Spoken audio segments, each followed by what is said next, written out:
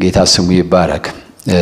ስለ ቤተክርስቲያን ብዙ የተለያዩ አመለካከቶችና ትርጉሞች ይሰጣሉ። በተለይ ወደ ስነ መለኮት ሲገባ አንድ ሁሌ የምለው አለ። በስሞል ግሩፕ ቸርች ውስጥ ስንጠለቅ ብለን እንማማራለንና ክርስቶስ ሰብ ባይሆን ሰው ባይሆን መጥቶ ራሱን ባይገልጥልን ምን እንደምናምን ራሱ ግራ ያጋባል።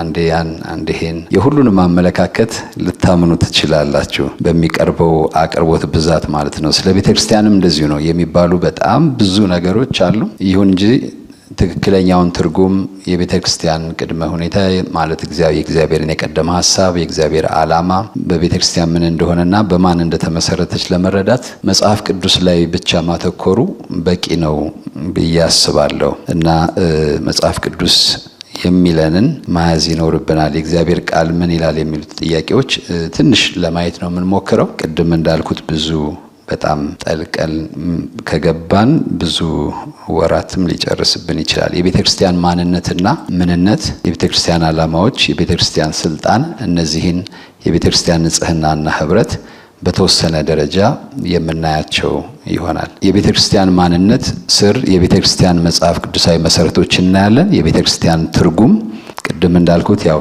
የተለያየ ትርጉም የሚሰጠው ቢሆንም በአብዛኛው ማጆሪቲው የሚለውን እዚህ ለማየት እንሞክራለን። ብሉይ ኪዳን እና ቤተክርስቲያን እሱም ላይ እንደዚሁ የሚያለያዩን አንዳንድ ሀሳቦች ይኖራሉ። በእርግጥ ያው ብዙ ጊዜ እንደሚባለው አረዳዳችን አሰባበካችንንም የቤተክርስቲያን አመራራችንም ሁሉንም ኢቭን ነብይ እንኳን ብንሆን ትንቢት አመጣጣችንም ወንጌል ሰባኪ ብንሆን ወንጌል አሰባበካችን በጣም የሚወስን ነው እና እነዚህ ነገሮች መረዳቱ በጣም አስፈላጊ ነው። በምን አውድ ነው ወንጌልን ይዘን ምን ሄደው፣ በምን አውድ ነው ምን ጸልየው፣ በምን አውድ ነው ለሌሎች የምስራቹን መናካፍለው የሚለውን የሚወስኑ ነገሮች ናቸው። እንዲህ ቀላል አይነት ነገሮች አይደሉም። ለምሳሌ አዲስ ኪዳንና ቤተክርስቲያን በጣም ማለት የብሉይ ኪዳንና ቤተክርስቲያን እስራኤልና ቤተክርስቲያን የሚሉት ነገሮች ብዙ ነገራችንን የሚነኩ ናቸው። የቤተክርስቲያን ትርጉም መጀመሪያ እንመልከት። ቤተክርስቲያን ተብሎ ያው አይ ቲንክ ሁላችሁም የምታውቁት ነው ብዬ ነው ማስበው። የቤተክርስቲያንን ትርጉም ከተለያየ ነገር አንጻር ልናየው እንችላለን። አንድ 3-4 ነገሮችን አውጥቼ ነበር። ከታሪካዊ አውድ ተነስተን ቤተክርስቲያን ማናት ምንድናት ልንል እንችላለን። እንደዚሁም አሁን እዚህ ላይ እንደቀረበው ቤተክርስቲያን ከሚለው ቃል ተነስተን ማናት ምንድናት ልንል እንችላለን። እንደዚሁም ደግሞ በእግዚአብሔር ዘላለማዊ ሐሳብ ከያዘችው ስፍራ ደግሞ ተነስተን የቤተክርስቲያንን ምንነት ዲፋይን ልናደርግ እንችላለን። እዚህ ላይ ዲፋይን ማድረግ የተሞከረው የቤተክርስቲያን ትርጉም ከቃሉ ተነስተን ነው። ቅድም ያልኳቸው ነገሮች አልተዳሰሱም፣ ያው ብዙ ሽፋን የሚጠይቁ ስለሆኑ ማለት ነው። በነገራችን ላይ በኋላ ቢብሊዮግራፊ አለ፣ እዛ ላይ ታዩታላችሁ። በአብዛኛው ኮመን የሲስተማቲክ ቴዎሎጂ ጸሐፊዎች የጻፉት በአብዛኛው ኮመን የሆነ ነገር ነው። የተወሰነ ዲቪዥን ቢኖረውም እሱን በኋላ ነግራቸዋለሁ። ቤተክርስቲያን ተብሎ በአማርኛ መጽሐፍ ቅዱሳችን የተጠቀሰው ቃል በአማርኛችን ቤተ ክርስቲያን ነው የሚለው። በኋላ ወደ ታች ስንመጣ የምናየው ይኖራል። ይሄ የአማርኛችን ቃል ቤተ ክርስቲያን የሚለው ኤክሌዚያ ከሚለው ቃል ጋር የሚሄድ አይነት አይደለም። እሱም ማተረጓጎም ራሱ ቤት የሚል ጽንስ አለው። እሱ መኖሩ መጥፎ አይደለም፣ ግን ከህንፃና ከግንብ ጋር እንዲያያዝ ያደረገው ቃል ነው። ሆኖም ግን መጽሐፍ ቅዱስ ሁለት እጆች አሉት። ለምሳሌ ብሉይ ኪዳን ዕብራይስጥና እንደዚሁም ሰብትጀንት የሚባል የግሪክ አለ። ሁላችሁ እንደምታውቁት በዛ ውስጥ የተሰጠውን ትርጉም አዲሱ ኪዳን ደግሞ እሱም የሚያሻማ ቢሆንም የተጻፈው በግሪክ ነው ተብሎ ነው ብዙ ጊዜ የሚነገረው። አክቹአሊ በግሪክ ደግሞ እንዳልሆነም በአሁኑ ሰዓት ብዙ ክርክር ይነሳል። ኤኒዌይ ግን ያሉን ኮፒዎች በአብዛኛው እጅ ላይ ቀድሞ የገቡት የግሪክ ኮፒዎች ናቸውና እዛ ላይ የተቀመጠው ነው እዚህ ላይ ያለው። ቤተክርስቲያን ተብሎ በአማርኛ መጽሐፍ ቅዱሳችን የተጠቀሰው ቃል በግሪክ እጅ ኤክሌዚያ የሚለው የግሪክ ቃል ከሁለት ሐሳቦች የመነጨ ነው። ኤክ ከሆነ ቡድን ወይም ከሆነ ግሩፕ የመጣ ማለት ሲሆን ካሌው የሚባለው ደግሞ ለሆነ ዓላማ መጠራትን ወይም መጥራት ማለት ነው። ስለዚህ ኤክሌዚያ ማለት ስልጣን ባለው አካል ለሆነ ዓላማ ለሆነ ግብ ተጠርቶ የወጣ የሚለውን ትርጉም ይሰጠናል። በተለይም ቤተክርስቲያን ደግሞ ስንመለከት ይሄ ቃል በአግባቡ የሚወክላት ሆኖ እናገኘዋለን እና ቅድም እንዳልኩት ወደ ታች ትንሽ ወረድ ብዬ ነው ኤግሌዚያ የሚለው ቃል በግሪኮች ዘንድ ማለት ይሄ ቃል ለቤተክርስቲያን ብቻ ወይም በቤተክርስቲያን በመጽሐፍ ቅዱስ ብቻ የታወቀ ሳይሆን ከአዲስ ኪዳንም በፊት እንደዚሁም በግሪክ ማህበረሰብ የሚጠቀሙበት ቃል ነው። ስለዚህ እንግዳ ነገር አይደለም። ቅድምም እንዳልኩት ደግሞ ሰባ ሊቃናት የሚባለው መጽሐፍ ትርጉም የብሉይ ኪዳን ትርጉም ላይ በብዛት ጉባኤ የሚለውን ማህበር የሚለውን ሲተረጉሙ ኤክሌዚያ ብለው ተርጉመውታልና በግሪክም ባህልና የባህል የፖለቲካ ስርዓት ውስጥም የሚጠቀሙበት ነው። እንደዚሁም ደግሞ አሁን አዲስ ኪዳን ላይ የምናገኘው ነው። ይሄን ነው እዚች ጋር ትንሽ ለማሳየት የሞከርኩት። ባላመኑት ሴኩላር በሆኑት ዘንድ ስልጣን ባለው ክፍል በተለይም ይቅርታ እዚህ ፊደል አለ የሚታያችሁ ከሆነ ስህተቴ በዛው በተለይም ለማህበረሰብ ጉዳይ በአንድነት ለመነጋገር የተለዩ ሰዎችን ያመለክታል። የሐዋርያት ሥራ ላይ ምዕራፍ 19 በተለይ 39 ቁጥር ስለሌላ ነገር እንደሆነ ግን አንዳች ብትፈልጉ በተደነገገው ጉባኤ ይፈታል ይላል። 38 ዲሜጥሮስና ከእርሱ ጋር ያሉት አንጥረኞች ግን በሰው ላይ ነገር እንዳላቸው የመገበያ ቀንና አገረ ገዦች አሉ፣ እርስ በርሳቸው ይሟገቱ ይልና ያ ሙግት የሚካሄድበት ጉባኤ አለ። ስለሌላ ነገር እንደሆነ ግን አንዳች ብትፈልጉ በተደነገገው ጉባኤ ኮንስቲቲዩትድ የሆነ እንደ ሁልጊዜ የሚደረግ የተወከሉ ሰዎች ውክልና ያላቸው ሰዎች ዳኝነት የሚሰጡበት ሊሆን ይችላል። የዛ አይነት ጉባኤ አለና በዛ ይፈታ ችግሩ ነው የሚለውና እዚህ ጋር ጉባኤ የሚለው ኤክሌዚያ የሚል ትርጉም ተሰጥቶት ነው የምናገኘው። ዘርዘር አድርገን ስናየው ኤክሌዚያ የሚለው ቃል ጥንታዊ ከሆነው ቅድም እንዳልኩት ከግሪክ ቋንቋ የተወሰደ ሆኖ በቡድን ያሉ ሰዎችን ሲያመለክት በሁለት አቅጣጫ ማለትም ሃይማኖታዊ በሆነ ወይም ባልሆነ መንገድ ሊያገለግል ይችላል። ይህም የስልጣን ኃላፊነት ባላቸው ሰዎች ለአንድ ለተለየ ዓላማ ተጠርተው የወጡ ሰዎችን ስብሰባ የሚያሳይ ነው። ስለዚህ የቃሉን ትርጉም መሰረት በማድረግ ቤተክርስቲያን የሚለውን ቃል በመንፈሳዊ ይዘቱ ስንመለከት ባዳኙ ጌታ በጌታ በኢየሱስ የተጠሩ ዓለም አቀፍ ወደ ሆነው ያማኞች ወይም ዩኒቨርሳል ወደምንለው ያማኞች ማህበረሰብ የተሰባሰቡ በመንፈሳዊ ሕይወታቸው እያደጉ ያላመኑትንም ሰዎች እነዚህ ዓላማዎች ስለሆኑ ነው እዚህ ጋር የተጠቀሱት የቤተክርስቲያን ዓላማዎች ናቸው። ምክንያቱም ለአንድ ዓላማ ተጠርተው የተሰባሰቡ ስለሆነ ያን የሚጠቅስ ነው። ይሄ ዴፊኒሽን በመንፈሳዊ ሕይወታቸው እያደጉ ያላመኑትን ሰዎች ወደ ክርስቶስ የሚያመጡትን የሚያመላክት ሐሳብ ሆኖ እናገኘዋለን። ሁለት ብሉይ ኪዳንና ቤተ ክርስቲያን። ኤክሌዚያ ቅድም እንዳልኩት የሚለው ቃል ከቅድመ ክርስትና አንስቶ በጥቅም ላይ የዋለ ሲሆን በብሉይ ኪዳን በተለይ ያው ይሄ እንግዲህ የታሪካዊ አውድን ስናይ በዛ ዘመን ለምሳሌ መጽሐፍ ቅዱስ ላይ አዲስ ኪዳንም ቢሆን የተጻፉ ቃሎቹ የተጻፉበት ጽንሰ ሐሳብ በዘመኑ ያሉ ሰዎች እኛ ልክ አሁን በአሁኑ ዘመን የራሳችን የሆነ ቃላቶች አሉን። ወይ ፖለቲካን በተመለከተ፣ ሃይማኖትን በተመለከተ ወይ ማህበረሰባዊ ግንኙነትን በተመለከተ የምንጠቀምባቸው የታወቁ ይኖራሉ እና መጽሐፍ ቅዱስ ላይ እንዲህ አይነት ቃላቶች ብዙ አሉ።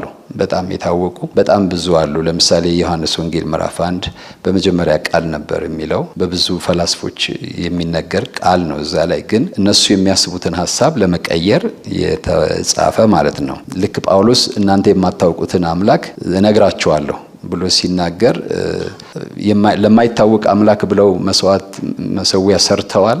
ትክክል ነው። አላዩትም፣ አላወቁትም።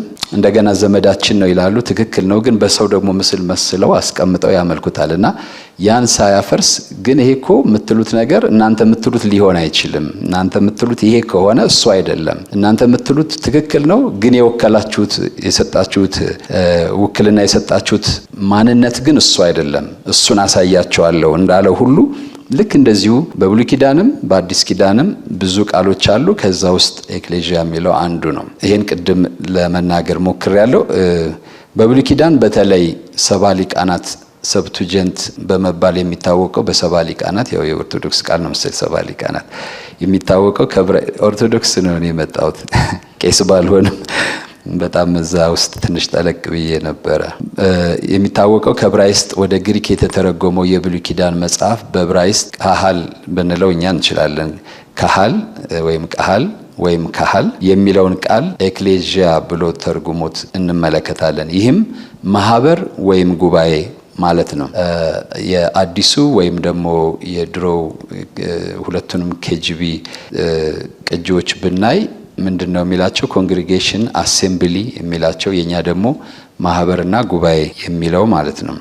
እነዚህን በእነዚህ ሁለት ቃሎች ተርጉሞት እንመለከታለን። ይህም ለአንድ ዓላማ በአንድነት በመለከት ድምጽ የተጠራ ህዝብን የሚያመለክት ነው። ዘኍልቍ ምዕራፍ 10 ቁጥር 2 እና 7 ይሄን ማየት እንችላለን። ምናልባት ጥቅሶችን ማንበብ ካስፈለገ በኋላ እናንብባቸው አስፈላጊ ነው ካላችሁኝ፣ ግን ያው ሁላችንም አገልጋዮች ነን ብዬ ነው ጊዜ ለመቆጠብ ነው። ዘኍልቍ ምዕራፍ 10 2 እና 7 ላይ ማህበር የተባለው በዕብራይስጥ ኢዳህ የሚል ወይም ኢዳህ ተብሏል። ያ ኢዳህ የሚለው ቃል ከዚህ ከቃል ወይም ካህል ከሚባለው ጋር እየተለዋወጠ ጥቅም ላይ የዋለ ነው። በአብዛኛው ኮንቴክስቱን ስናይ ብዙም የትርጉም ልዩነት ያለው አይደለም። ሁለቱም ካህል ወይም ኢዳህ የሚሉት ሁለቱም አንዳንድ ጊዜ ተለዋውጠው ስራ ላይ ውለው እናገኛቸዋለን።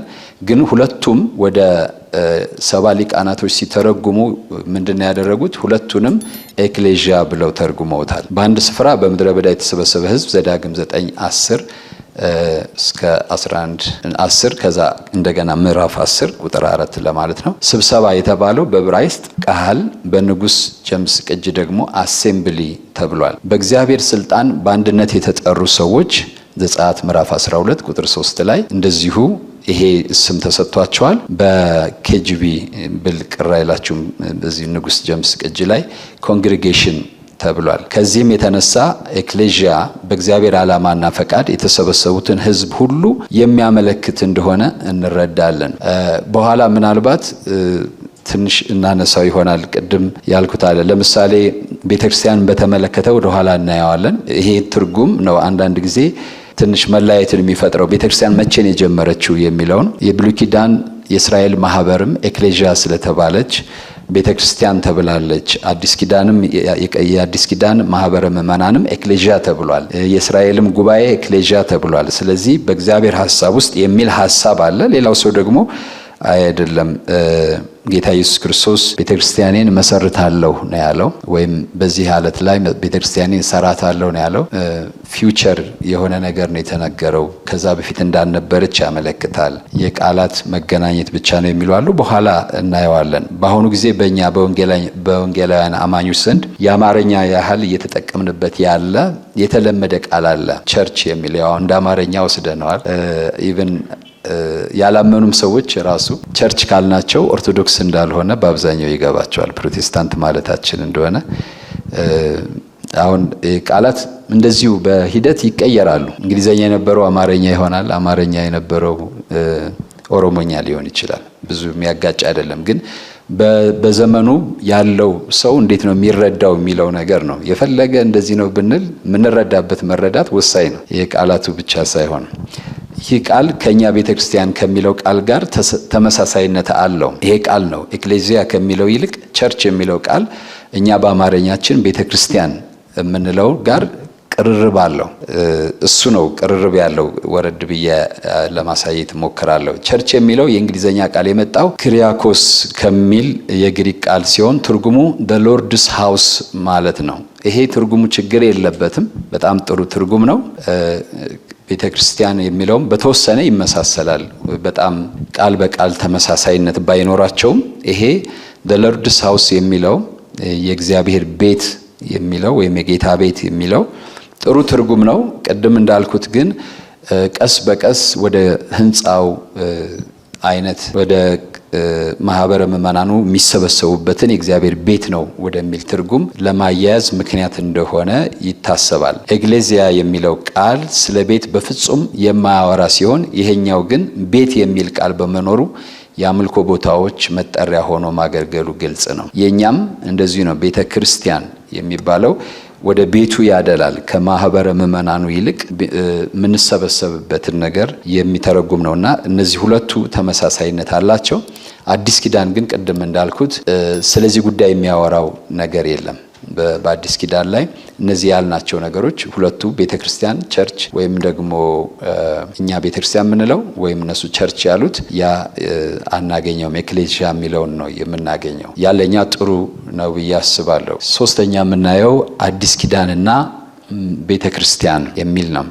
ኤክሌሲያ የሚለውን ቃል በወንጌል መጽሐፍት ውስጥ 2 ጊዜ ብቻ ተጠቅሶ የምናገኘው ሲሆን ሁለቱ ጥቅሶች በወንጌል ማለት በአራቱ ወንጌላት ማለት ነው። በአዲስ ኪዳን ብዙ ጊዜ ተጠቅሷል። በአራቱ ወንጌላት ግን በማቴዎስ 16 እና እንደዚሁ በራሱ በማቴዎስ 18 በ16:18 በ18:17 ላይ ተጠቅሶ እናገኛለን። 2 ብቻ ነው ያለው። ይሄም ጌታ ኢየሱስ ክርስቶስ ራሱ ነው የጠቀሰው። ያው ታስታውሱታላችሁ። ጴጥሮስን ሐዋርያትን ማን ትሉኛላችሁ ባለ ጊዜ ጴጥሮስ አንተ ሕያው የእግዚአብሔር ልጅ ነህ ሲለው ከዛ ቀጥሎ ይሄን የሰማዩ አባቴ ገልጦልሃል እንጂ ስጋና ደም አልገለጠልህም፣ እውነት እልሃለሁ በዚህ ላይ ቤተክርስቲያኔን በዚህ ሐለት ላይ ቤተክርስቲያኔን እሰራታለሁ ያለውና 18:17 ደግሞ ከናንተ ወንድሙ ቢበድለው መጀመሪያ እንደዚህ ይልና መጨረሻ ላይ ደግሞ ለቤተ ክርስቲያን ይንገራት ብሎ ጌታ ኢየሱስ የተናገረው ነው። ከዚህ በተጨማሪ ሌሎች የወንጌል መጽሐፍት ውስጥ ግን ይሄ ቃል በብዛት ተጠቅሶ እናየዋለን። ይህን ሐሳብ በሚቀጥሉት ክፍሎች በሰፊው ለማየት እንሞክር። በጣም ሰፊም ባይሆን እንመለከታለን። የቤተ ክርስቲያን ምንነት ላይ እሱን ላይ ስንገባ እሱን እያየን እንሄዳለን። የቤተ ክርስቲያን ምንነት ላይ የቤተ ክርስቲያንን ገጽታዎች እናያለን። ቤተ ክርስቲያን ምን አይነት ስዕላዊ ነው፣ ቤተ ክርስቲያን ምን አይነት ገጽታ እንዳላት ያው ሁላችንም የምናውቀው ነው። ብዙ አዲስ ነገር አይሆንም ብዬ አስባለሁ። የቤተክርስቲያን ስዕላዊ መገለጫዎች ወይም የተሰጣት ኢሜጅ ወይም ሜታፎር አለ። እሱን ትንሽ ለማየት እንሞክር። ከዛ የቤተክርስቲያንን ባህሪያት እንመለከታለን። የቤተክርስቲያን ባህሪያት፣ ከዛ የቤተክርስቲያን መመስረት። ቤተክርስቲያንን መመስረት የምናየው አይመስለኝም።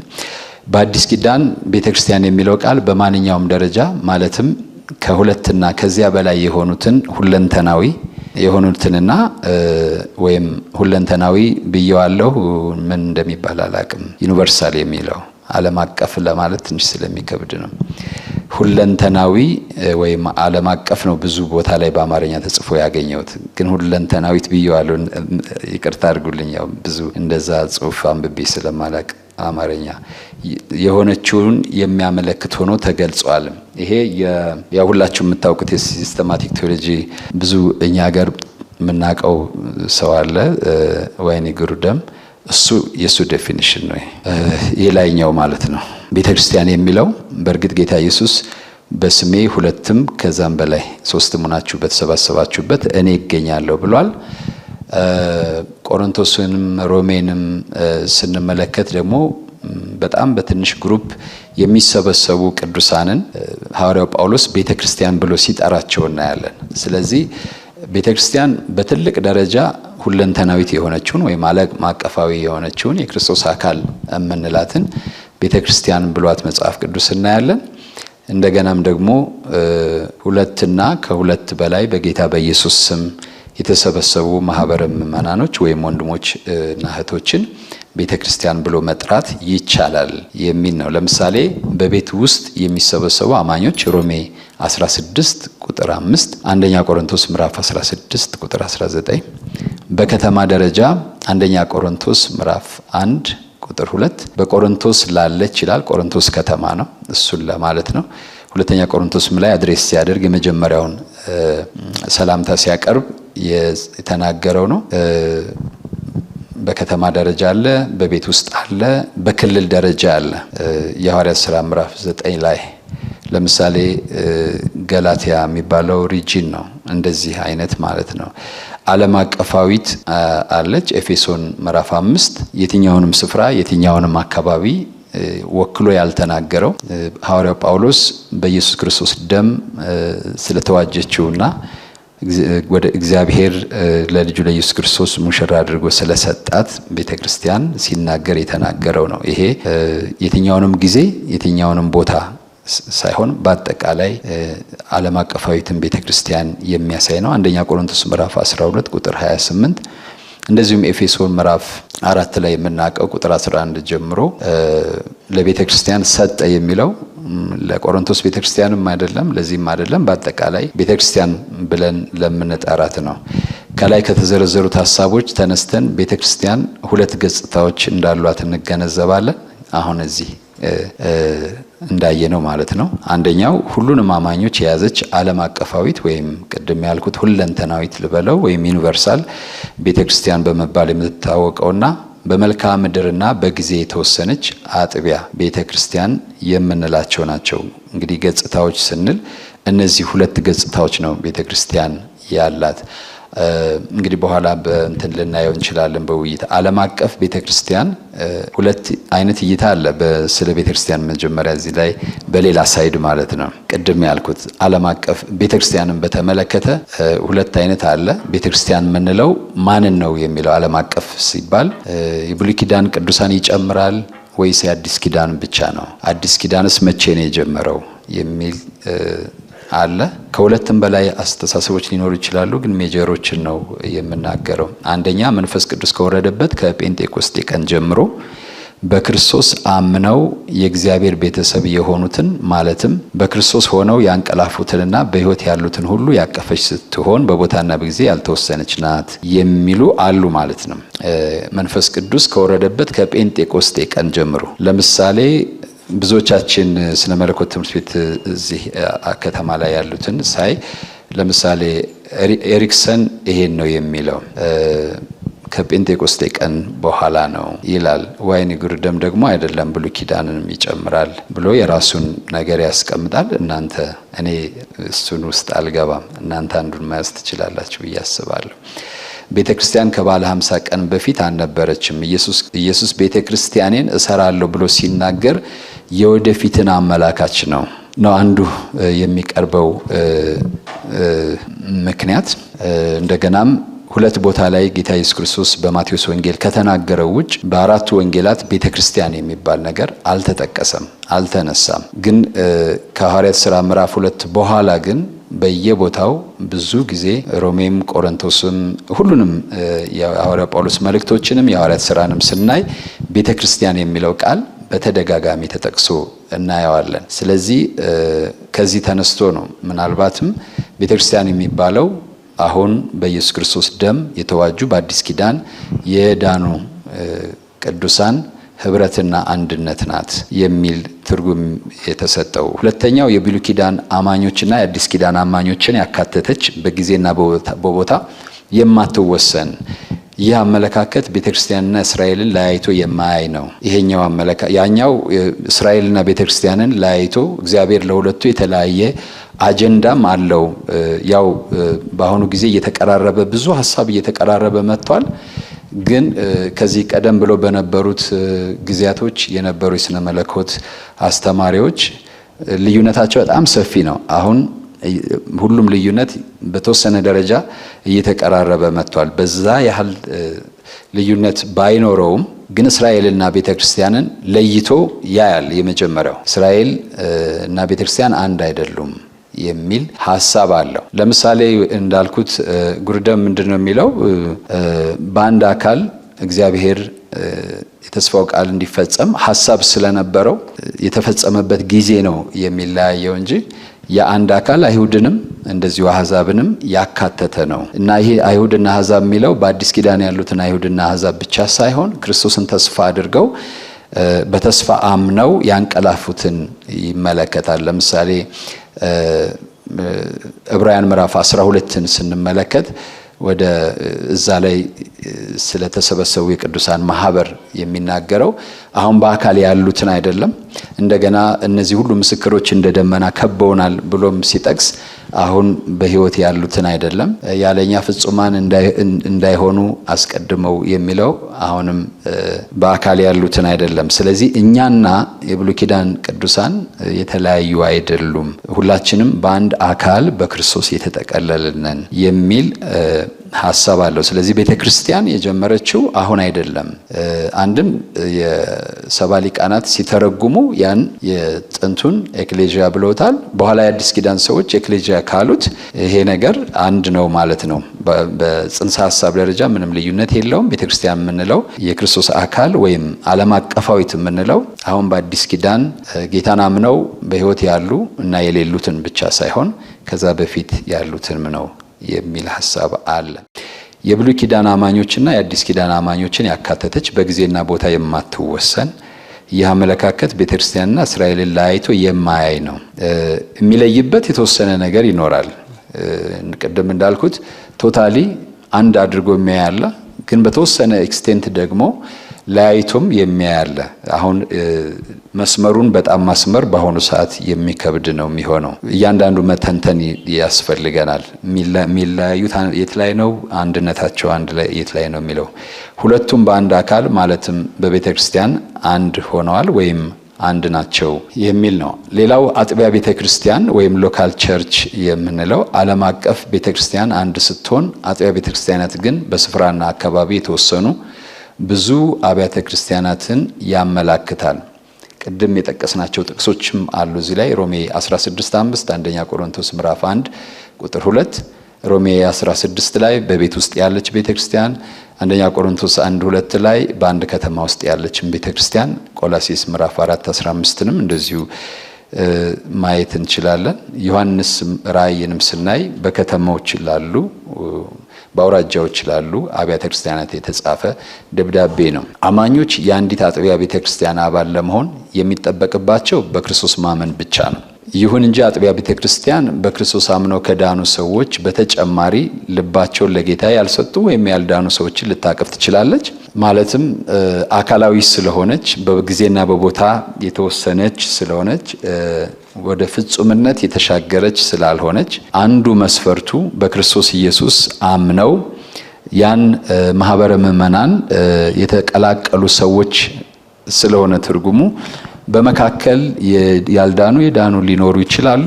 ያን እኛ ሰዎች የመለየት አቅሙም ተሰጠውም ወይም ኃላፊነቱም ስላልተሰጠን አመንኩ ካለ ሰውን እንቀበለዋለን። ከተጠመቀ አንዳንድ ቦታ ላይ ካመነ የተለያየ ይኖራል። ዋናው መሰረቱ ያው እምነት የሚለው ነው፣ በክርስቶስ ማመን።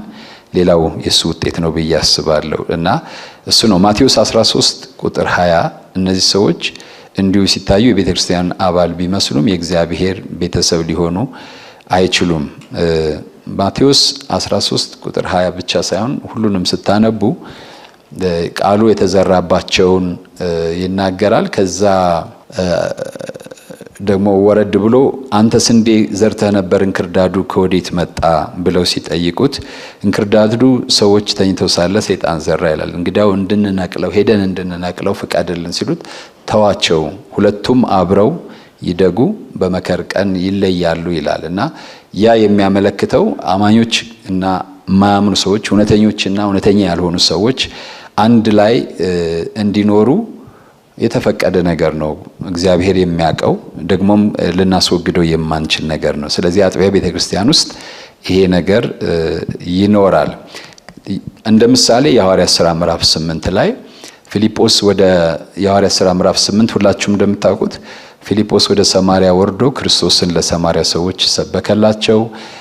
በዛ በሰማሪያ ደግሞ ከዛ በፊት ሰዎችን በድንቅና በታምር እያስደመመ እንዲያውም ታላቁ የእግዚአብሔር ኃይል እስኪባል ድረስ ደርሶ የነበር ሲሞን የሚባል ጠንቋይ ነበረ እና ከሱ የተሻለና የበለጠ ድንቅና ታምር እያደረገ ሕዝቡም ሁሉ ሲከተሉት ሲያይ ሲሞን የሚባለው ይላል የሐዋርያት ሥራ እንደምታውቁት ከጳውሎስ ጋር ከፊልጶስ ጋር ተባበረ፣ ተጠመቀም ይላል። ግን ሐዋርያት በወረዱ ጊዜ ጴጥሮስና ዮሐንስ ወደ ሰማሪያ በሄዱ ጊዜ ግን ማንነቱ ተገለጠ እና እዛ ላይ ስታዩ ግልጽ የሆነ ነገር አለ። የእግዚአብሔር መንግስት ምስጢር ያልገባው ሰው እንደሆነ፣ የመዳን ምስጢር ያልገባው ሰው እንደሆነ፣ ምክንያቱም ጴጥሮስ ንስሐ ግባ እግዚአብሔር ይምርህ እንደሆን ሁሉ ብሎ ሲናገረው እናያለን። በእርግጥ ድኗል አልዳንም የሚለው እንዳለ ሆኖ ግን እንዲህም አይነት ሰዎች እንዲህ አይነት ልብ ያላቸው እንዲህ አይነት ማንነት ያላቸው ሰዎች ምድር ላይ ባለችው አጥቢያ ቤተክርስቲያን ወይም በስፍራና በቦታ በተወሰነችው ቤተክርስቲያን ሊታይ ይችላል። በነገራችን ላይ ይሄ አስፔክት የቸርች አስፔክት ሌላም አለ። ሁላችን እንደምናውቀው የምትታየው የማትታየው የሚል አለ። የምትታየው በአብዛኛው አጥቢያ ከሚለው ጋር የሚመሳሰል ነው። የማትታየው የሚለው ደግሞ በአብዛኛው ዩኒቨርሳል ከሚለው ጋር የሚመሳሰል ነው። በዛም ረገድ ይታያል። አጥቢያ ቤተክርስቲያን ተልእኮዋን ለመፈጸም ማለትም ለአምልኮ፣ ለወንጌል ስርጭት፣ ደቀ መዛሙርትን ለማፍራት እንዲሁም ለአንድነትና ለህብረት መዋቅራዊ አስተዳደር የሚያስፈልጋት ሲሆን በተለያየ መልኩ ልትደራጅ ትችላለች። በዚህ ጽሑፍ ላይ አልቀረበም የቤተክርስቲያን አደረጃጀት እና የቤተክርስቲያን ገቨርንመንት የሚለውን እዚህ አልሸፈነውም። ያው የተለያየ ሁላችንም መጽሐፍ ቅዱስ ላይ ግልጽ የሆነ የለም፣ ግን የእግዚአብሔርን ባህሪና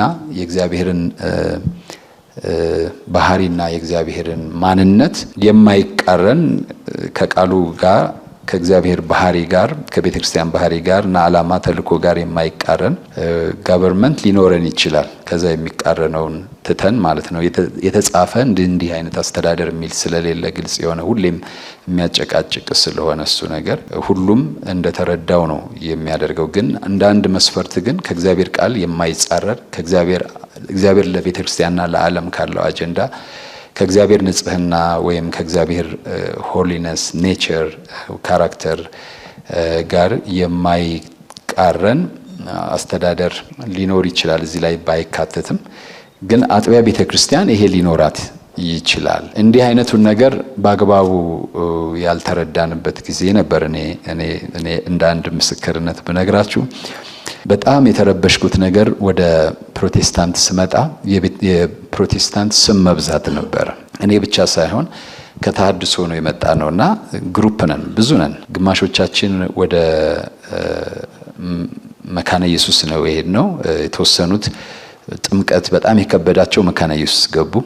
ያው ጌታን ስናገኝ ቀስ በቀስ ነው ያገኘነው። ቀስ በቀስ አንዴ ጌታ የምትቀበሉ ተነሱ ተብለን ሳይሆን ጠብታ በጠብታ ነው።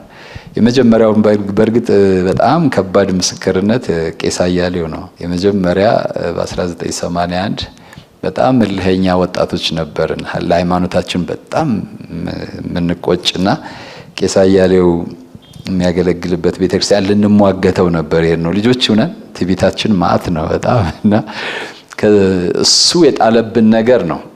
በዛ ሰዓት ጥያቄ ነው የጠየቀን። እኛ ስለ ማርያም ስለምን ያልቻልነውን ሁሉ ስንወረውር በጣም ተረጋግቶ መንግስተ ሰማያት ትገባላችሁ ወይ አለን። እንዴት እናውቃለን አልና እኔ ግን አውቃለሁ አለ ቄስ አያሌው ማለት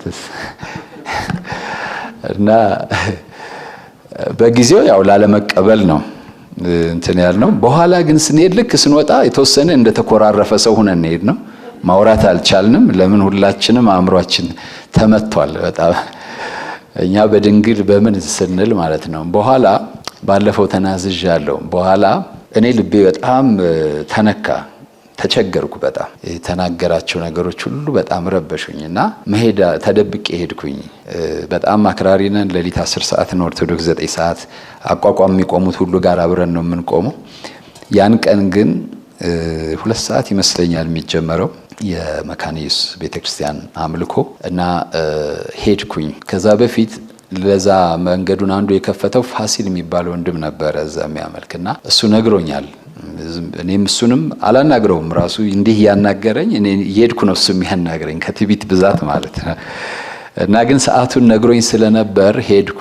ሄጄ ኋላ መጨረሻ ተቀመጥኩ። ሁለት ነገር ነው እውነት የሚመስል ነገር ልቤ ይናገራል።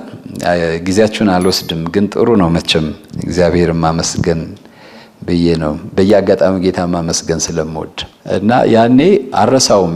የሰበከው ዕብራውያን ምዕራፍ 11 ነው። እንደዛ በሰብክ በእድሜ ልኬ ደስ ይለኝ ነበር በጣም።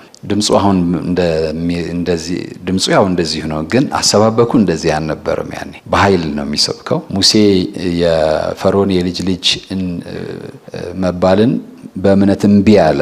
ከእስራኤል ጋር መከራን ለመቀበል ጨከነ። ብድራቱን ትኩር ብሎ ተመልክቷልና የሚለው ነውና በአጠቃላይ ያው ዛሬም እንደሚያደርገው ዕብራውያን ምዕራፍ 11ን ብቻ እና ርዕሱ እሱ ሆኖ ከዛ አልወጣም እና ቁጥሮቹን በቀይ እስክሪብቶ አሰመርኩባቸው መጽሐፍ ቅዱሴ ላይ። ስወጣ ግን ባለፈው ስለተናዘዝኩ ያው ይቅር ተብያለሁ ብዬ አስባለሁ። ስብሐት ለአምላክ መጽሐፍን ሰርቄ ሄድኩኝ ማለት ነው። እስኪ ምንድነው እዚህ ውስጥ ያለው ብዬ ሰው ሁሉ እሱን ይዞ ነው የሚዘምረውና ይዤ ሄድኩ። መዝሙሮቹን በጣም ነው የምወዳቸው። አንዳንዶቹ በሬዲዮ ይተላለፋሉ እና በጣም እወዳቸዋለሁ። ሁሌ ግን መጽሐፉን ሲይዘው እኮነናለሁ እና ሄጄ እዛ መድኃኔዓለም የሚባል ቤተክርስቲያን ነበር፣ ሃይማኖተ አበው ይባላል። እዛ አንድ በጣም የታወቀ መርጌታ አለ፣ በጣም ቅርቤ ነው። ለዛ መርጌታ ኑዛዜ ነው። በጣም ብዙ ጊዜ ድብቅ አልወድም። ሲሄድ ተደበቅኩ እንጂ ሄድኩና አትሊስት ለአንድ ሰው መናዘዝ አለብኝ። ዛሬ መናፍቆች ቤት ሄጄ ነበር አልኩት እና እዛ እስኪ ምንድነው የተባለው አለኝ። የተባለውን አሳየሁት።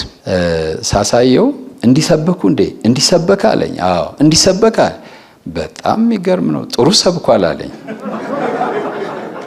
እንዲማ ከሰበኩ እነዚህ ሰዎች የሆነ ነገር ናቸው ማለት ነው አለኝ። እንዴ በጣም በቃ ደነገጥኩ። እኔ በቃ የሆነ ነገር ብሎ ይመልሰኛል ብዬ ነው የነበረው። ሰው ኋላ ስረዳው አሁን ጳጳስ ሆኗል። ተሐድሶ ነው እሱ ራሱና አሜሪካ ነው ያለው አሁን እሱ። እግዚአብሔር ስሙ ይባረክ። ግን ምንድነው በኋላ ወደ ጠቅልዬ ስገባ ፈተና ሆነ መለያየቱ። ከዛ አንድ ጽሑፍ አነበብኩ የሚረዳኝ። አሁን ስለ ቤተክርስቲያን ባወራችሁ ብዙ ሰዓት ማውራት እችላለሁ። ለምን የመጣሁበት ችግር ስለነበረ እና መቀበል በጣም ከበደኝ። ከሙሉ ወንጌል ቤተክርስቲያን እኔ ሙሉ ወንጌል ነው የገባሁት፣ መንፈስ ቅዱስ ተሞልቼ ስለነበር ወደሱ አይደለሁ እና ስባረር የተባረርኩት ቤተክርስቲያን በተመለከተ ቤተክርስቲያን አንድ ናት አትከፋፈልም የሚል ነገር በመናገሬ ነው። እና መሰረተ ክርስቶስ ሙሉ ወንጌል አያስፈልጉም ማለት ነው አሉኝ ሽማግሌዎች። ምን ያደርጋሉ አልኳቸው ማለት ነው። በጣም ልጅ ነበርኩኝ ያኔ፣ በጣም ልጅ ነበርኩ፣ ሃይ ስኩል ተማሪ ነበርኩኝ። ኦርቶዶክስ ቤተክርስቲያን አንድ ናት፣ እኛ ግን ብዙ ነን ለምን የሚል እና ይሄን ለመቀበል በጣም ብዙ ጊዜ ወስዶብኛል። በጣም አጥቢያ ቤተክርስቲያን ተልእኮዋን ለመፈጸም ማለትም ለአምልኮ፣ ለወንጌል ስርጭት፣ ደቀ መዛሙርቱን ለማፍራት እንዲሁም ለአንድነትና ለህብረት መዋቅራዊ አስተዳደር የሚያስፈልጋት ሲሆን በተለያየ መልኩ ልትደራጅ ትችላለች። የኔም ያሁን እምነቴ ነው ማለቴ ነው። ያኔ እንደዚህ አልነበረም።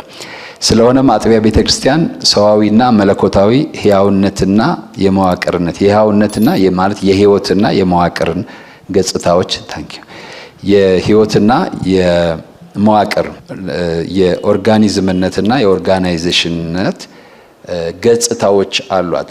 ይሄ በጣም አስፈላጊ ነው። ልክ እንደኛ ማለት ነው። እኔ መንፈሳዊ ሰው ብቻ አይደለሁም፣ አካላዊ ማንነት አለኝ። ለአካላዊ ማንነቴ የዚህ ምድር ነገር ያስፈልገኛል። አንድ ሀገር ተወልጃለሁ፣ አንድ አካባቢ እኖራለሁ። የአንድ አገር ህገ መንግስትን አክብሬ እኖራለሁ። ቤተክርስቲያንም ደግሞ ለወንጌል አገልግሎት ለአምልኮ እንዲመቻት በአካል የምትገኝ ስለሆነች በአካል ለመገኘት እንደሚመቻት ሆና መደራጀት ትችላለች። የእግዚአብሔርን መሰረታዊ ፈቃድ በማይቃረንና በማይሽር መልኩ ማለት ነው። በተቻለ መጠንም የክርስቶስን አካል አንድነት በማያፈርስ መልኩ መደራጀት ትችላለች። ስለሆነም አጥቢያ ቤተክርስቲያን ሰዋዊና መለኮታዊ ዲቫይን የሆነና ሂውማን ኔቸር አላት። የክርስቶስ ማንነት በውስጡ አለ። እንደዚሁ ደግሞ የሰዎች ስለሆንን በአጥቢያ የምንሰባሰበው ፍጹማንም ያልሆንን ስለሆንን ሰዋዊ ተፈጥሮ አለን። የህያውነትና ወይም የህይወትነትና የመዋቅርነት ገጽታዎች አሉ። ፍጹምም አይደለችም። በሌላ መልኩ ደግሞ ቤተክርስቲያን ሌላ ሁለት ገጽታ እንዳላት የሚያምኑ አሉ። ቅድም ያልኩት ነው። ያው ብዙም የራቀ አይደለም። በዚህ ገጽታዋ የምትታየውና የማትታየው ቤተክርስቲያን ብለው ይከፍሏታል። ይህን አከፋፈል እንዲህ ብለን መክፈል እንችላለን። ተቋማዊት ቤተክርስቲያንና መንፈሳዊት ቤተክርስቲያን ብለን ቤተክርስቲያን አንድነት ግን ተቋማዊ የሆነች ኦርጋናይዜሽናል የሆነች በምድር የምትኖር እንደገና ደግሞ እሷንም የሚያካትት እንደገና በሕይወት የሌሉትን ቅዱሳን የሚያካትት ደግሞ መንፈሳዊቱ ቤተክርስቲያን ብለን ማየት እንችላለን። ሰዓት ምልክት ይሻለኛል አልያዝኩም። 10 ደቂቃ። እሺ ድምጼ ይሰማል አይደል? ያው እንግዲህ አሜን ምናምን ስለሌለ እንደ ጸበል ነው እናንተ ላይ የምናገረው። ውሃ ታስቀምጡና ኦርቶዶክስ ዝም ብላችሁ ትናገራላችሁና አሁን እዚህ ላይ አሜንም ምንም በኋላ ምን እንደምትሉ አላውቅም። በኋላ ለሌላ ሰው ነው የምሰጠው። እኔ መቼም አልጋፈጥም ብዬ ነው ተስፋ ማደርገው። የቤተ ክርስቲያን ስዕላዊ ዘይቤያዊ መገለጫ ሜታፎር ወይም ኢሜጅ ልንለው እንችላለን። በሁለቱም ሳይድ ላይተን ማየት እንችላለን። ኤኒዌይ ግን ዘይቤያዊ ሜታፎር የሚለው ነው። ስዕላዊ ግን ለማለትም ትንሽ ይከብዳል። ስዕል የሚለው ለኛ ከዛ ያለፈ ነገር ስላለው በመጽሐፍ ቅዱስ ውስጥ ቤተክርስቲያን በተለያዩ ስዕላዊ መገለጫዎች ተገልጻ እናገኛለን። ይሁን እንጂ አሁን ብዙ ጊዜ በጥቅም ላይ ከሚውሉት ብዙ ናቸው ያሉት እና እነዛን ሁሉ ዘርዝረን አናይም። አሁን በአብዛኛው በተደጋጋሚ የምናነሳውና የምንጠቀምበት በመጽሐፍ ቅዱስም የተደጋገመውን ብቻ ጥቂቶችን እናያለን። 3ቱን እናያለን። ቤተክርስቲያን እንደ ህንጻ ተጠቅሳለች። ህንጻ ወይም ቤት ተብላለች። ህንጻ የሚለው ወይም ቤት የሚለው ስዕላዊ መግለጫ ከጌታ ጋርና ከምእመናን ጋር ያለንን የጠበቀ ግንኙነት የሚያሳይ ነው።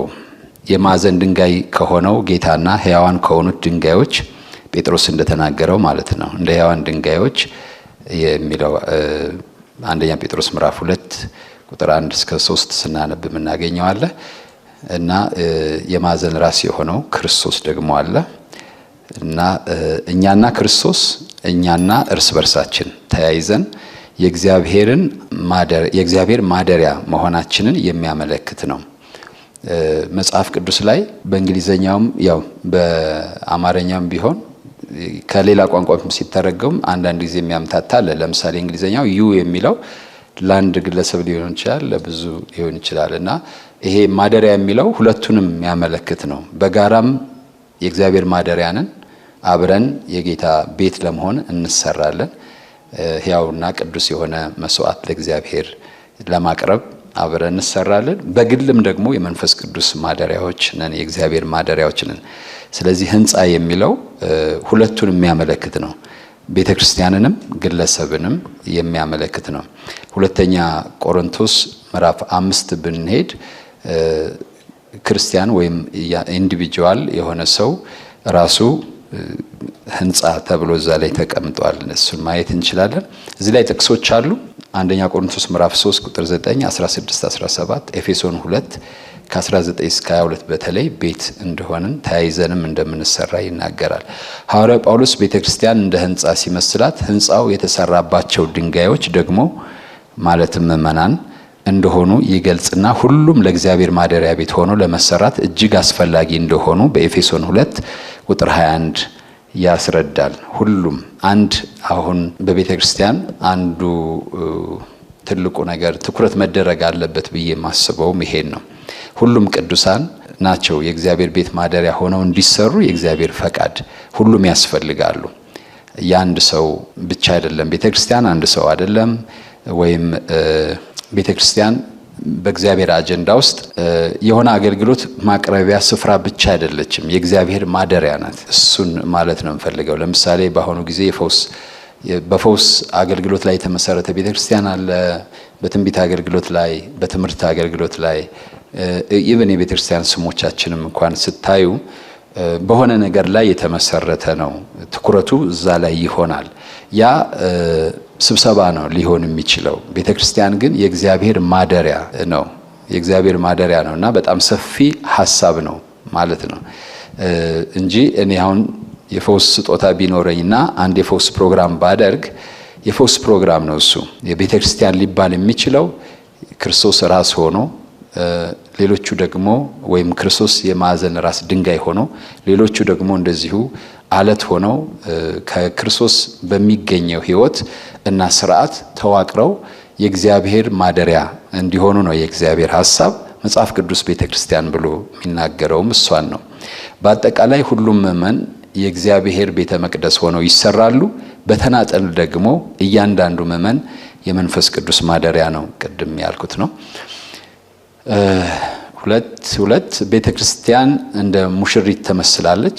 ይሄን ብዬ እነዚህን ሶስቱን ተሎ ተናግሬ ጨርሳለሁ። ቤተክርስቲያን እንደ ሙሽራ ወይም እንደ ሙሽሪት ወይም ሚስት ተብላለች። ሙሽሪት የሚለው ስዕላዊ መግለጫ የሚያሳየው አማኞች ከእግዚአብሔር ጋር ያላቸውን የጠበቀ ግንኙነት ወይም ህብረት ነው።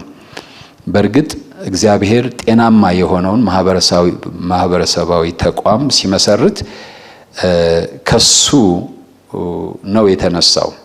ከኛ ቤተክርስቲያን ሳይሆን ከሱ ቤተክርስቲያን ከሱ ቤተሰብ ነው የተመሰረተውና ያን ነው የሚያሳየው።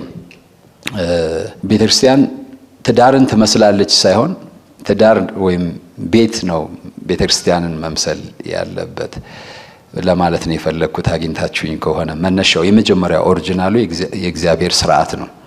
ከዛ ተነስቶ ነው እግዚአብሔር ፍጥረትን የመሰረተው። ሲመሰርት እንግዲህ ቤተሰብንም ሲመሰርት ባልና ሚስት የሚባለውን ሥርዓት ሲመሰርት እሱ በዘላለም ሐሳቡ ካለው አንጻር ነው። በተለይ ኤፌሶን ምዕራፍ 5 እንደምታስታውሱት እንዲያውም ሚስጥር ነው ይላል። ይሄ ሚስጥር ነው። በቤተክርስቲያንና በክርስቶስ መካከል ያለው ግንኙነት ለዛውም ታላቅ ሚስጥር ነው። በጣም ሚስጥራዊ የሆነ ነገር ነው። ሙሽሪት የሚለው ስዕላዊ መግለጫ የሚያሳየው አማኞች ከእግዚአብሔር ጋር ያላቸውን የጠበቀ ግንኙነት ለምን በጣም ዲፕ የሆነ ኢንቲሜሲ የሚጠይቅ ነው። ባልና የሚስት ግንኙነት ከዛ ኮሚትመንትም ያለበት ነው። ስለዚህ መሰጠት፣ ግዴታዎች እና ጥልቅ ህብረትን ሲያመለክት ነው። ከዛ በኋላ ያው መጽሐፍ ቅዱስን አውድ ብናይ በየቦታው እንደ ግዴታ የክርስቶስ ሙሽራ ስለሆነች ቤተክርስቲያን ንጽህናዋን መጠበቅ አለባት፣ ታማኝ መሆን አለባት። እስራኤልንም ስንመለከት እንደዚህ ግዴታዎችም አሉበት። እንደገና ደግሞ ጥልቅ የሆነ ህብረትና ጥልቅ የሆነ ትስስርን የሚያመለክት መገለጫ ነው። በብሉይ ኪዳን በእግዚአብሔርና በእስራኤል ያለው ግንኙነት እግዚአብሔር ባል እስራኤል ደግሞ ሚስት ተብላ እንደተጠራች እንመለከታለን። በጣም ደስ የሚል ነው። ይህ ሊኖራት የሚገባውን መሰጠትና ታማኝነት የሚያመለክት ነው። ታማኝነትና መሰጠትን ስታጎድል ደግሞ እንደምታውቁት አመነዘረች ይላል። በምሳሌም ሆሴዕ ላይ እንደምታስታውሱት ኢሳይያስም ላይ እንደዚሁ አመንዝራ ብሎ ይናገራል። የጋብቻ ቋንቋ ቢሆንም እግዚአብሔር ለሕዝቡ ባል እንደሆነ ከእንግዲህ በኋላ ባሌ ትይኛለሽ ባሌ አትይኝም፣ ማስተሬ ሳይሆን ጌታዬ ሳይሆን ባሌ ትይኛለሽ የሚለው ፌስፉልነስንም እና መሰጠት ሚስት ለባሏ የተሰጠች እንደሆነች ቤተክርስቲያንም ደግሞ ለክርስቶስ ንጽህናዋን ጠብቃ እና ለሱ ብቻ ራሷን እንድትሰጥ የሚያመለክት ቃል ነው። ታማኝነትና መሰጠትን ስታጎድል መንፈሳዊ ምንዝርና እንደፈጸመች ትቆጠር ነበር። አሁንም ያው እንደዛው ነው። በአዲስ ኪዳንም ጌታ ኢየሱስ ራሱን ሙሽራ ብሎ ጠርቷል። ማርቆስ ወንጌል ምዕራፍ 2፣ ማቴዎስ ወንጌል ምዕራፍ 25 እንደምታውቁት ሐዋርያው ጳውሎስ ይህን ምሳሌ ሲጠቀም እግዚአብሔር ከቤተክርስቲያን የሚጠብቀውን ከእውነተኛ ልብ የመነጨ የሞራል ንጽህና፣ የትምህርት ንጽህና እና መሰጠትን ሐዋርያው ዮሐንስ ደግሞ የሁሉም ማሰሪያ የሆነውን ፍቅርን ለመግለጽ ተጠቅሞበታል። የመጀመሪያውን ፍቅርህን ጥለሃል ይላል። ይሄ የመጀመሪያ ፍቅር የሚለው አንዲት ሴት በድንግልናዋ ከአንድ ወንድ ጋር የምትተጫጭበት አይነት ሴንስ ያለው ነው እና ቤተክርስቲያን ልክ ሐዋርያው ጳውሎስ በአንደኛ ቆሮንቶስ ምዕራፍ 11 ለአንድ ወንድ አጭቻቸዋለሁ እንዳለው አይነት ማለት ነው። ቤተክርስቲያን እንደ ሙሽሪት የከበረ ነገር እንደሚጠበቅባት በመገንዘብ አንደኛ ቆሮንቶስ ምዕራፍ 2:9 ላይ ተዘጋጅታ የሙሽራዋ የኢየሱስን መገለጥ መጠባበቅ ይኖርባታል። ቲቶ ምዕራፍ 2:11-14፣ አንደኛ ዮሐንስ ምዕራፍ 3:2-3፣ ራእይ መጽሐፍ 19 ላይ እንደምታውቁት ሙሽሪት ራሷን ስላዘጋጀች የበጉም ሰርግ ስለደረሰ ይላል። ስለዚህ ለዚህ የከበረ ጌታ እጮኛ እንደሆነች አውቃ ቤተክርስቲያን ራሷን ለሰርጉ ቀን ማዘጋጀት ይኖርባታል። ቤተክርስቲያን እንደ አካል በጣም ሰፊ እና ቤተክርስቲያንን ከሁሉም የበለጠ በጥልቅ በሆነ ሁኔታ የሚገልጣት መገለጫዋ ነው። ለቤተክርስቲያን ከተሰጧት መገለጫዎች ሁሉ እጅግ ጥልቅ የሆነ ሐሳብን የያዘውና ከፍተኛ ስፍራ ያለው መገለጫ የክርስቶስ አካል የሚለው ነው። አካል የሚለው ባልና ሚስትንም ያለውን ግንኙነት ሐዋርያው ጳውሎስ ሲናገር ምን ያህል አንድ እንደሆኑና ምን ያህል ሊለያዩ ምን ያህል ደግሞ ሊነጣጠሉ እንደማይችሉ ሲያስረዳ የተጠቀመው አካል የሚለውን ነው። አካል የሚለውን ነው ወስዶ የተጠቀመው ኤፌሶን ምዕራፍ 5 ላይ ማየት እንችላለን። ስለዚህ አካል የሚለው ነገር በጣም ጠለቅ ያለ ሚስጥርን የያዘ ነው። የቤተክርስቲያን ራስ ኢየሱስ ሲሆን ቤተክርስቲያን ደግሞ አካሉ ናት። አካል ማለት ያው መገለጫ መኖሪያም ማለት ነው። ይህም በሁለቱ መካከል ያለውን የጠበቀ ግንኙነት ያሳያል። ጥቅሶቹ እዚህ ላይ ያሉ የክርስቶስ አካል የሚለው መገለጫ የሚያመለክተው ክርስቶስ በስጋ ዘመኑ በምድር ስራውን በአካል ይሰራ እንደነበረ አሁን ደግሞ የሚሰራው ቤተክርስቲያንን እንደ አካሉ ተጠቅሞ እንደሆነ ለማሳየት ነው። አካል የሚለው ስያሜ ለዩኒቨርሳልና እንዲሁም ለአጥቢያ ቤተክርስቲያን ለሁለቱም የሚሰራ ነው። እነዚህ ጥቅሶች በተለይ በአግባቡ ይሄን ይነግሩናል። ለዩኒቨርሳልም እንደዚሁም አጥቢያ ቤተክርስቲያንም የክርስቶስ አካል ነች። ዩኒቨርሳል ምንላት ወይም ማትታየው ወይም ሁለንተናዊት ምንላት ቤተክርስቲያንም የክርስቶስ አካል ነች። የማትታየው ብዙዎች እንደሚሉት የምትታየው ቤተክርስቲያን ወይም አጥቢያ ቤተክርስቲያን የማትታየውን ቤተክርስቲያን የምታንጸባርቅ ወይም የማትታየው ቤተክርስቲያንን የምትገልጥ መሆን ይኖርባታል፣ ኤክስፕሬሽን መሆን ይኖርባታል ይላሉ። እግዚአብሔር ስሙ የተባረከ ይሁን። በዚህ አካል ነው እንግዲህ መጽሐፍ ይሄ አካል የሚለው የመጀመሪያው አዳም እና የመጀመሪያው የወደቀው ሕዝብ ሬስ እንዳለ እንደ አንድ አካል ነው መጽሐፍ ቅዱስ የሚያሳየን። የመጀመሪያው አዳም ራሱ አዳም የሚባለው ሰውዬ ከዛ ከሱ የተገኙት ሁሉ በመጽሐፍ ቅዱስ አሮጌ ሰው የሚባለው እሱ እንዳለ አንድ አካል ነው። አንድ አዳም ራስ ነው፣ ሌላው ደግሞ አካል ነው። አሁን ግን የአዲሱ ሰው ራስ ክርስቶስ ነው። የአዲሱ ሰው መዋቅር ኮርፖሬት የሆነው ባዲ ወይም በኢየሱስ ክርስቶስ ሕይወትና መንፈስ የተሳሰረው ትውልድ ወይም ሕዝብን የሚያመለክት ነው። the new man የሚባለው ክርስቶስ ራስ የሆነበት ቅዱሳን ደግሞ አካል በአንድ ላይ አካል ሆነው በግል ብልቶች የሆኑበት ማለት ነው። የሰውነታችን ክፍሎችን እንመልከት። ሁሉም ብልቶች እያንዳንዳቸው የራሳቸው የሆነ የሥራ ድርሻ ሲኖራቸው ሁሉም በአግባብ ስራቸውን ይወጣሉ። እንደዚሁ በመንፈሳዊ አካልም ብልቶች እያንዳንዳቸው የራሳቸው ኃላፊነት አላቸው። ይሄ ቤተክርስቲያን አሁን ልታነሳው የሚገባ ሁሉም ካህናቶች ናቸው ከሚለውም ጋር የተያያዘ ግን ልታነሳ የሚገባ እያንዳንዱ የክርስቶስ አካል አለች ለማለት እየሰራች ነው ለማለት ሁሉም ብልት መስራት ይኖርበታል። የተወሰኑ በቤተክርስቲያን ውስጥ የተቀጠሩ ሰዎች ብቻ የሚያገለግሉበት ሌላው ደግሞ ቁጭ ብሎ የሚገለገልበት መጽሐፍ ቅዱሳዊ አይደለም። እኛ ሁላችን የክርስቶስ አካል ነን። እያንዳንዱ ደግሞ የክርስቶስ ብልት ነው እና ሁሉም ፋንክሽናል መሆን ይኖርበታል። ፋንክሽን የማያደርግ እንደምታውቁት ደካማ የአካል ክፍል ነው የሚሆነው፣ በሽተኛ የአካል ክፍል ነው የሚሆነው።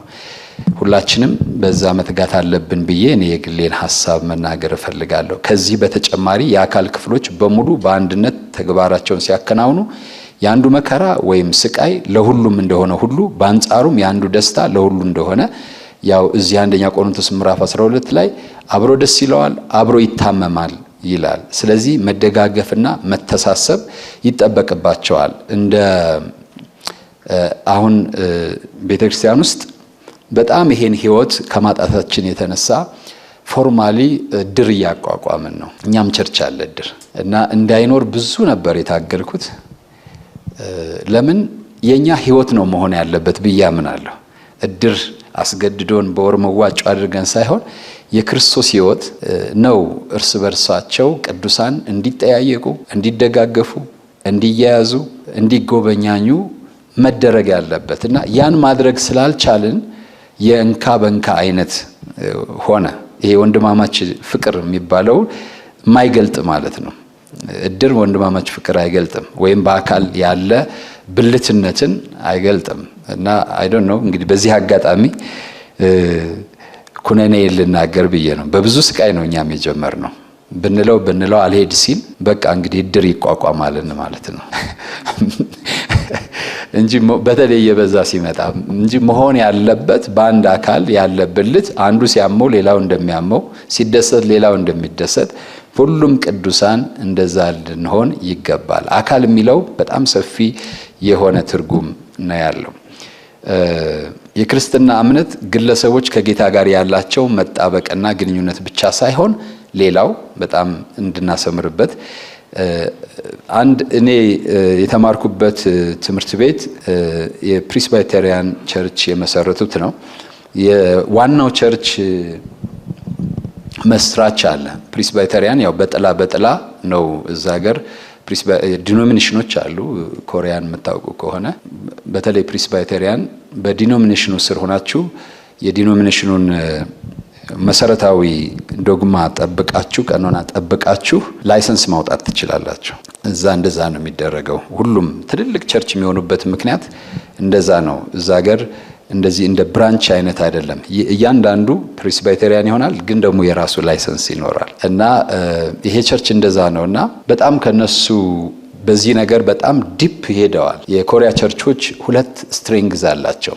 አንደኛው ስትሪንግዝ ፕሬየር የሚባል ነው። በዚህ አጋጣሚ እኛ ሀገር በጣም የሚያሳዝነው ማለት ነው የሁሉ ክርስቲያን አለ ጸሎት የሚባለው አለን ነው የምንለው፣ የለም ግን እነሱን ስናይ ብዙ ፕሬየር ማውንቴን አለ። ሁሉ ኦልሞስት በቃ እንደ ውድድር ነው። ፕሬየር ማውንቴን ብዙ አለ። የተወሰኑትን ጎብኝቻለሁ። እና ሌላው ደግሞ የሆም ሴላቸው እንደኛ አይነት አይደለም። በጣም ጠንካራ ነው። ብዙዎችን እንድጎበኝ አድርገውኛል። ዙሬ ጎብኝቻለሁ እና በጣም ጠንካራ ነው። በጣም ጠንካራ ህብረት ነው ያለው። ጠንካራ ግንኙነት ነው ያለው። ግን የሚተገብሩት ይሄን ነው። ይሄ የአካሉ ብልት የሚባለው የአካሉና እነሱ ጋር እንደዚህ እንደኛ አይነት የድር ምናምን የለም። በዛ በፍቅር ብዙ ሰው ይማረካል፣ ብዙ ሰው ይወረሳል። ለጎረቤቱ ያያል ምን ያህል እርስ በርሳቸው አብረው ነው የሚበሉት። ሴል ነው የሚባለው። ከሴል በኋላ ራታቸውን አብረው ይበላሉ። አክቹአሊ ቸርችም አብዛኛው ቸርች ምሳ አብረው ነው የሚበላው እሁድ። በጣም ከሚገርማችሁ ነገር ፓስተር ጎብኝታችኋል ታውቃለህ። እና ብዙ ቸርች ምሳ ብፌ ይቀርባል። እናንተ ከፈለጋችሁ መባ ቦክስ ይቀመጣል።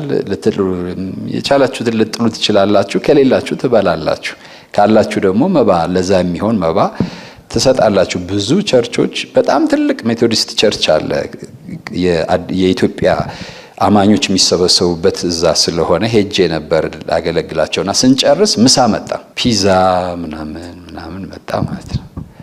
እና ቸርቹ ትንሽ ነበር የመሰለኝ ልክ እንደዚህ ክፍል ስላለው። ወደ ቸርቹ ስንሄድ ግን 90,000 ሜምበር ያለው ቸርች ነው። ግን ምሳ አብሮ ይበላል ማለት ነው። የማይቻል ነገር የለም። ራሳችን እንደ አካል እና እንደ ብልት ከቆጠርን የክርስትና እምነት ግለሰቦች ከጌታ ጋር ያላቸው ብቸኛ እና ይሄ ያነሳውበት ምክንያት ምን ይለኛል? ይኸውልህ ተስፋውን እግዚአብሔር ስታርስን አይፈልግም ይለኛል ሁሌ። አንተ እንደውም አንዳንዴ በቃ ጾም ጸሎት ምናምን ስንል በጣም ይቆጣል። do you want to be star ይላል። ከሌሎች በቃ ደመቅ ለማለት ነው የምትፈልገው አይነት ነገር ይላል። እና ያው ግን መተን እዚሁ እንዋጣለን፣ የትም አትሄዱም፣ ተመልሳችሁ እዛው መግባት ነው። ግን እግዚአብሔር የሚፈልገው እንደዛ አይደለም። የሆነ ሰው አውት ስታንድ አድርጎ አውት ሻይን አድርጎ ሁሉንም የሚሰራ ሁሉንም የሚያደርግ ጥንካሬውና ብርታቱ እስካለ ድረስ ሳይሆን ሁሉም ቅዱሳን እርስ በርሳቸው የሚተጋገዙ የሚረዳዱ ቤተክርስቲያንን የሚያገለግሉ እንዲሆን የእግዚአብሔር ሐሳብ ነው። በኋላ ከጊዜ አንፃር እቺን መጨረሻውን ቤተክርስቲያን እንደ ክርስቶስ አካል ስንረዳ የምትለውን እንደ መግቢያ ተናግሬያት በኋላ እቀጥላለሁ።